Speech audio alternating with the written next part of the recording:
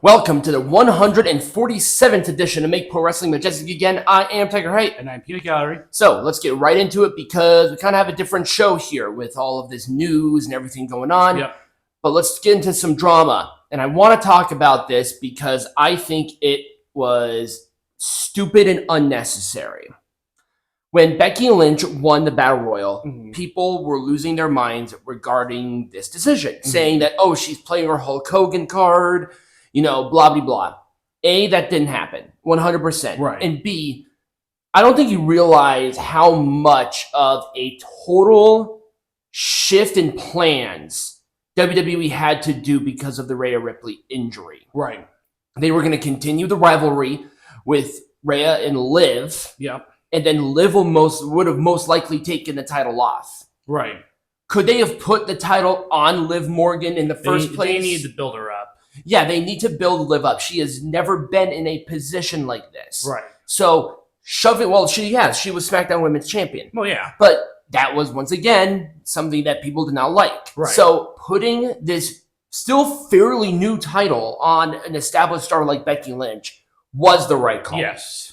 They could have done 1,000 things. They could have put this title on Indy Hartwell, for God's sake, but it would have made sense. Right. They put it on Becky because Becky is that reliable worker who's very rare on getting hurt, and they had to have a cross-promotional star with the title, especially right now because her book has been on New York Times bestselling for like the last month and a half. Right. People are reading this book. She's been appearing on television. Why wouldn't you put the title, especially a new title, on somebody like that? Right. Don't worry. Liv is getting the belt. They have set that up. Yes. Relax. And now with Nia being on SmackDown, we don't have to have that. So we all need to calm down regarding this. It was ridiculous seeing the reaction of Becky. Oh, absolutely. All right. We will get into this a little bit more, but I'm only focused on the follow-up to quote-unquote the greatest match in North American history. Right. So, A, that's a lie. It was a great match, but that is a lie. Well, according to Daddy Dave, it was the second highest rated match of all time. No kidding. Roderick Strong and Will Ospreay. Now, this is a double-edged sword for me. Titles are given prestige with matches. Yes. And the tenure of the person holding it. Yes. Now, this is definitely a high-profile match, and I think this actually bumps up the value of the International Championship. Right. But you don't follow up Ospreay and Bryan Danielson with him going after the 8 out of the 12 secondary champions AEW has. Right. I'm sorry. Who is going to go for the world champion now? Who has the legs to stand on? Bryan Danielson lost. If you were going to do anything with this, you should have done Roderick Strong and Bryan Danielson. Right. Now, based on some sort of injury that I'm possibly not aware of, I don't know maybe if this was a change that they had to do. Right. I don't know. Now, this is still going to be a really good match. And like I said, it bumps up the prestige of the title. You're right. But it's just so hard for me because Ospreay has all of this momentum. But it would have added Swerve's momentum and his perceived value as world champion if he could stop the Ospreay wave. But AEW doesn't want to stop the Ospreay wave right now. That's the problem. And now you're going to have this undefeated guy with the international champion instead of what he should have is the world champion. Once again, rock in a hard place. Yep. So I had to complain about that. And it's like, well, you know, is the international champion now the more prestigious champion out of the TNT, the Continental? Is this the most prestigious belt? It feels like it is. Right. Which is fine. I don't mind it. And then the final one, CM Punk. We'll talk about him in a little bit. But he has been on a gigantic wave of a redemption tour, per se. He has made a lot of enemies in his past.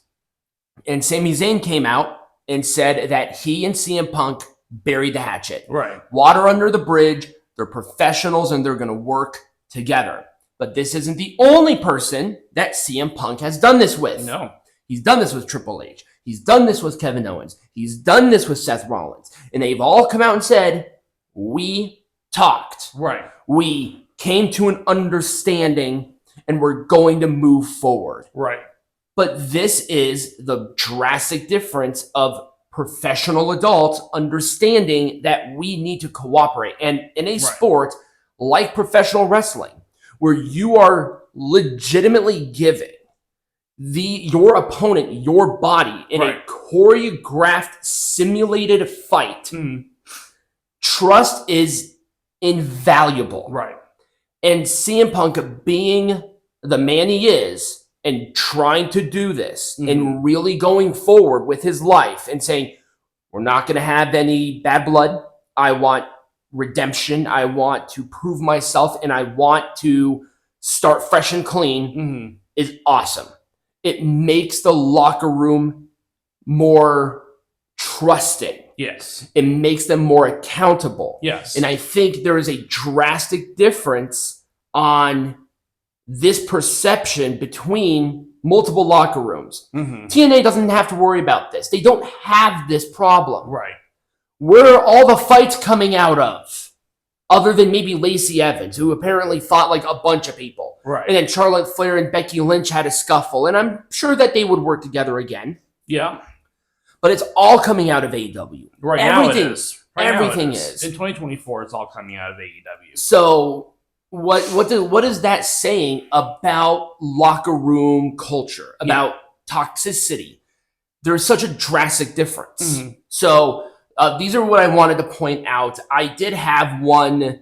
I did have another one, but we're actually going to be covering it in a much more in-depth sort of way, and that is with Tony Khan. Yeah. So a lot has been happening with Tony Khan this week. Yes. So we'll get to it when we get to it, but I wanted to at least bring up that was one of the other ones that I had. Right. So that's it for drama with me. A lot of good things, a lot of unnecessary controversy, and like I said, sometimes drama isn't necessarily all negative. Yeah. It can be positive. Right. So that's all well and good for everybody there. Everybody's getting along, hug, kiss, jerk off, all that great stuff. So when we come back, Peanut Gallery.